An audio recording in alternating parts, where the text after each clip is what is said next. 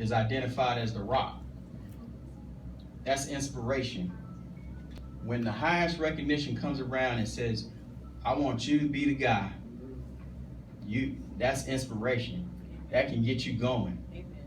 I'm telling you, I think back to in those toils of working to become a commissioned officer. I just thought that was the toast of the town. I thought that was going to be it. If I'm gonna make it. If I become a commissioned officer, I'm gonna be somebody. And it was laughs. It was fun. It was easy. It was just coming to me. It was coming to me. All that to curtail me to where I'm supposed to be. My wife mentioned we were going along our walk. We were staying faithful, but we weren't staying dedicated. We were going on the path, but we weren't doing everything on the path we needed to do. And unbeknownst to me, that's why we move so much. God will move you when you ain't doing what he needs you to do at that time. So, and he will work it out in your favor and take care of you through the process, because the thing should have been known to me that the Army wasn't going to be my life. It should have been known to me when I started out in the Army, when my first duty station was back home. So let me tell you about that day, because that day will show you I didn't recognize the inspiration at that point. And I reflect on it because I'm sitting in my ROTC class, and I've struggled through, and I've gotten my orders and all this good stuff, and I'm going to be commissioned active duty, which was supposed to be a difficult thing, and I'm hitting all these gates, and I put down the most exotic, the most beautiful places in the world to go and be a soldier. I wanted to go to Panama. I wanted to go to Italy. I wanted to go to Spain. I put down just the far reaches of the world. I got Fort Bragg. Fort Bragg. And so, if my mother hadn't told you, I had never really gone past South Carolina. We went to DC on a train one time, but I was trying to get away from North Carolina, and I would call myself getting away in college, and I went 2 hours up the road to Greensboro, and I called myself wanting to get away when I joined the Army, and they took me right back, them 2 hours back to Fayetteville. So my first duty station, I ended up home, and I still didn't listen because my mom said, move in here and save some money. I wish I'd listened.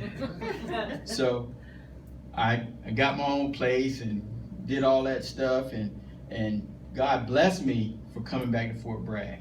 He blessed me. He gave me more inspiration. He gave me my wife.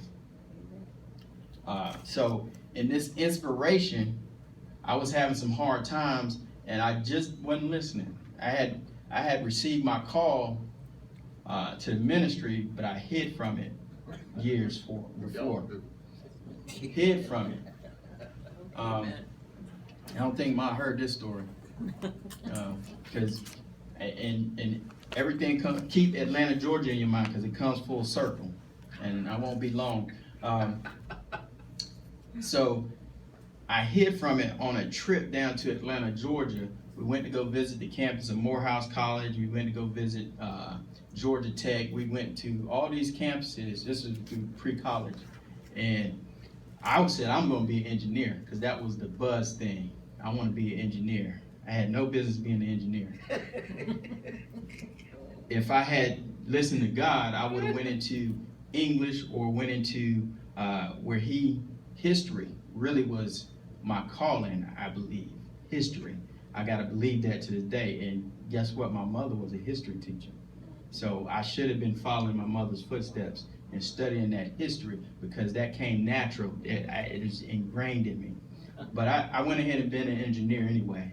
And I'll tell you how good God is. I got an engineering degree. Amen. God blessed me to get an engineering degree.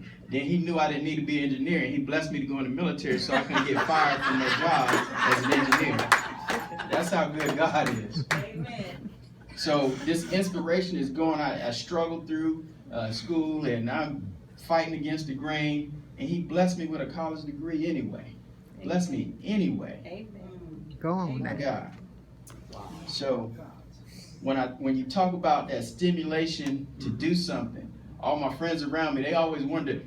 They said, "Man, every time somebody tell you no, you work even harder. How do you do that?" I was inspired by God to do that, and I thank God for inspiration. And you have inspiration. You have that in you. You just got to listen and appreciate, no matter what it looked like, no matter how tough it looks, no matter how painful it gets. If God blesses you to be in the land where He can, and the living or the dying, however you look at it, if He blesses you to be here, that means He got some more work for you to do. He's inspiring you to do something. And I mentioned